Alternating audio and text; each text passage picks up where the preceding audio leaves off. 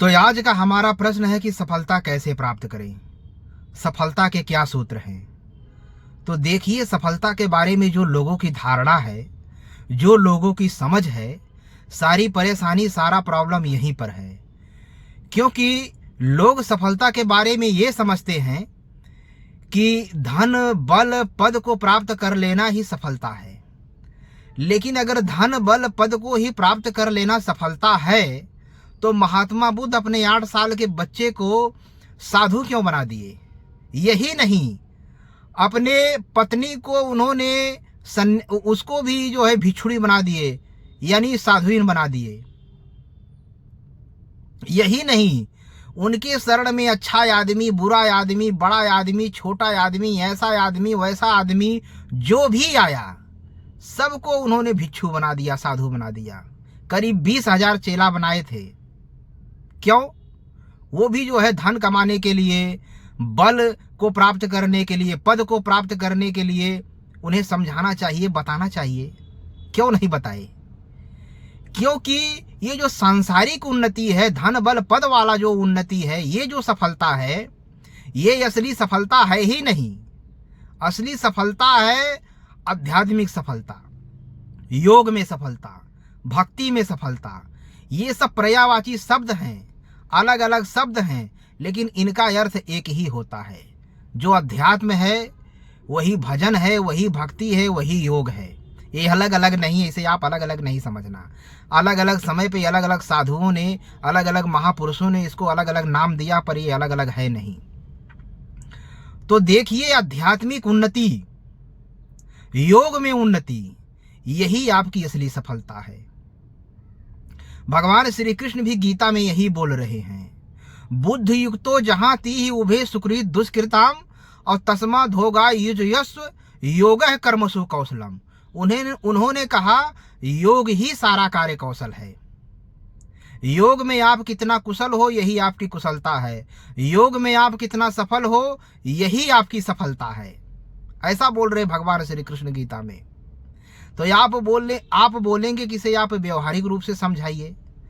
देखिए, व्यवहारिक रूप से आप संत रविदास जी को ले लीजिए। संत रविदास जी जो है जात के चमार थे और चमड़े का कारोबार ही उनका धंधा था, जूता चप्पल सिलते थे। लेकिन जब वो भगवान के भक्ति में, भगवान के भजन में वो उन्नति किए, प्रगति किए, सफल हुए, तो बड़े बड़े राजा महाराजा, बड़े बड़े विद्वान, बड़े बड़े सेठ, बड़े बड़े लोग आके उनके चरणों में दंडवत करते थे, उनके चरणों की धूली अपने सिर पे लगाते थे और अपने आप को गर्व महसूस करते थे। महाराणा प्रताप का नाम तो आप सुने होंगे, वो हमारे भारत के एक महान योद्धा हैं। उनकी पत्नी थी झेलम, वो जो है संत रविदास जी को अपना गुरु बनाई थी। यही नहीं, आप मीराबाई का नाम सुने होंगे, वो भगवान श्री कृष्ण की भक्त थी, लेकिन वो भी संत रविदास जी को अपना गुरु बनाई थी। वो तो भगवान श्री कृष्ण की भक्त थी, लेकिन संत रविदास जी उनको मंत्र दिए राम नाम का। तब उन्होंने एक भजन गाया, पायो जी मैनू राम रतन धन पायो, जन्म जन्म की पूंजी पाई, माया सभय लुटायो, पायो जी मैनू राम रतन धन पायो। छत्राणी थी, रानी थी वो, लेकिन एक चमार को, एक जूता चप्पल सिलने वाले को अपना गुरु बना रही हैं। तो आदमी अपने भरण पोषण के लिए क्या करता है, ये मायने नहीं रखता है। आप इसे कृपया ध्यान से समझने का प्रयास कीजिए, गहराई से समझने का प्रयास कीजिए। वो जूता चप्पल सिलने का काम करते थे, पूरी जीवन उन्होंने यही किया, लेकिन जब साधन भजन में, भगवान की भक्ति में वो सफल प्राप्त किए, तो बड़े से बड़ा लोग उनके चरणों में आके दंडवत प्रणाम कर रहा है। आप भी जब भगवान के भजन में, भगवान की भक्ति में, साधना में, योग में सफलता प्राप्त करेंगे, तो ये जो बड़े बड़े लोग हैं ना, जिनको आप बड़ा आदमी बोलते हो कि भाई बहुत बड़े पद पे बैठा हुआ है, बड़ा धनवान आदमी है, बड़ा विद्वान आदमी है, वो सब आके ऐसे हाथ जोड़ करके खड़े हो जाएंगे, बोलेंगे महाराज हम पर भी दया करें, कृपा करें।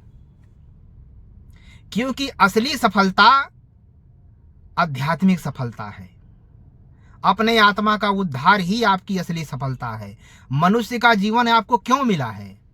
तो रामचरितमानस में तुलसीदास जी बोल रहे हैं कि बड़े भाग मानुष तन पावा, सुर दुर्लभ सद ग्रंथन गावा। और साधन धाम मोक्ष कर द्वारा पाई न जही पर लोग सवारा। ये मनुष्य का तन बड़े भाग्य से मिला है। तो क्या है इसमें खूबी? तो उन्होंने कहा ये जो है साधन धाम मोक्ष का द्वारा, ये भगवान तक पहुंचने के लिए एक साधन है, एक जहाज है। मान लो आपको अमेरिका जाना है, लंदन जाना है, कैसे जाएंगे? साधन से जाएंगे। वैसे ही भगवान के पास जाना है तो साधन की जरूरत है। तो कौन सा साधन है? ये मनुष्य का शरीर ही एक साधन है, ये मोक्ष का दरवाजा है। तो भगवान को प्राप्त करना, भगवान के भजन में सफलता प्राप्त करना, यही मनुष्य जीवन का असली सफलता है। अगर आप इसमें सफलता होते हैं तो आप समझो अपना जीवन सफल बना ले गए। और अगर आप इसमें सफलता नहीं प्राप्त कर पा रहे हैं तो आप संसार में कितने भी बड़े पदवी भी पहुंच जाएं, कितना भी धन कमा के इकट्ठा कर लेवें, समझो आप शून्य में हो, जीरो में हो, कुछ नहीं किए अभी। नपुंसकः पुमान गियो यो न हृदय स्थितम। जो अपने हृदय में स्थित परमात्मा को जानने का, पाने का प्रयास नहीं कर रहा है, वो नपुंसक है। भगवान श्री कृष्ण गीता में अर्जुन को भी यही बोल रहे हैं, अर्जुन तू नपुंसकता को मत प्राप्त हो। तो क्या अर्जुन नपुंसक था? 5 पत्नी रखा था। स्वयं भगवान श्री कृष्ण के सगी बहन सुभद्रा से वो विवाह किया था, उसका ही पुत्र अभिमन्यु था। तो भगवान श्री कृष्ण अर्जुन को नपुंसक क्यों बोल रहे हैं? क्योंकि वो भगवान का भजन करने से पीछे हट रहा है। तो भगवान का भजन करना ही एक युद्ध है। क्योंकि जब आप भगवान का भजन करने बैठेंगे तो लोभ, लालच, काम, क्रोध, मोह, मत्सर ये आपको भजन नहीं करने देंगे। जब तक आपके मन के अंदर रहेंगे ये भजन साधन नहीं करने देंगे। ये क्या है? इनके रहने से आपको संसार सत्य लगेगा।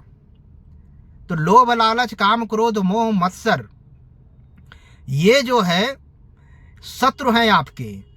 आपको इन्हें मारना पड़ेगा, तब जाकर के आप साधन भजन में उन्नति कर पाएंगे। तो इन्हीं को मारना ही महाभारत है। अनुराग ही अर्जुन है, ध्यान ही धनुष है। जो मुंह से भगवान का नाम का जाप करेंगे वो बाणी ही बाण है। मोह ही दुर्योधन है, पाप ही कौरव हैं और पुण्य ही पांडव है। तो भगवान का भजन करना ही एक युद्ध है।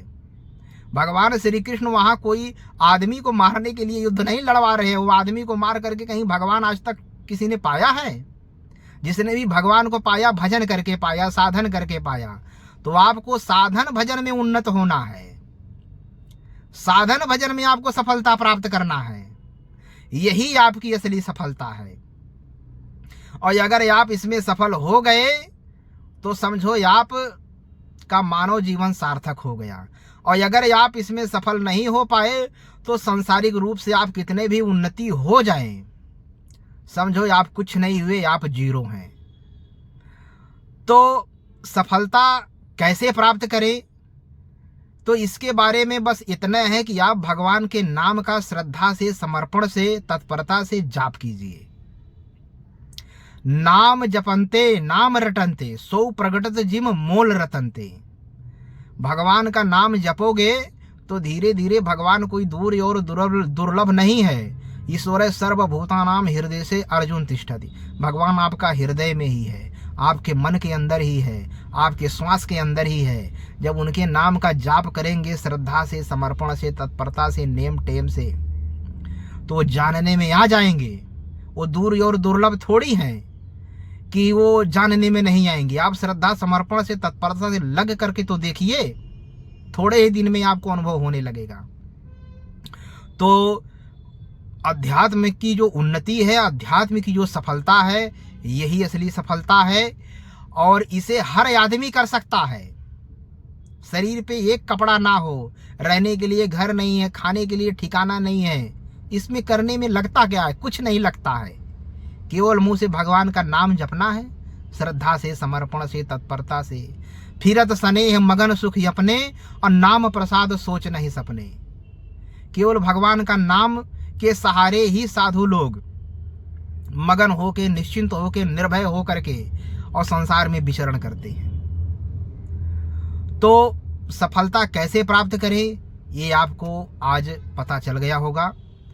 और अगर आप यहाँ तक हमारा वीडियो देख लिए हैं भाई, तो कृपया इसे सब्सक्राइब कीजिए, बेल आइकन दबाइए, शेयर कीजिए, और ऐसे ही वीडियो सुनने के लिए आप मेरे से जुड़िए। ब्रह्मदेव सद्विचार करके ये हमारा चैनल है। जय श्री राम, जय श्री सीताराम, जय श्री सद्गुरुदेव भगवान की जय हो।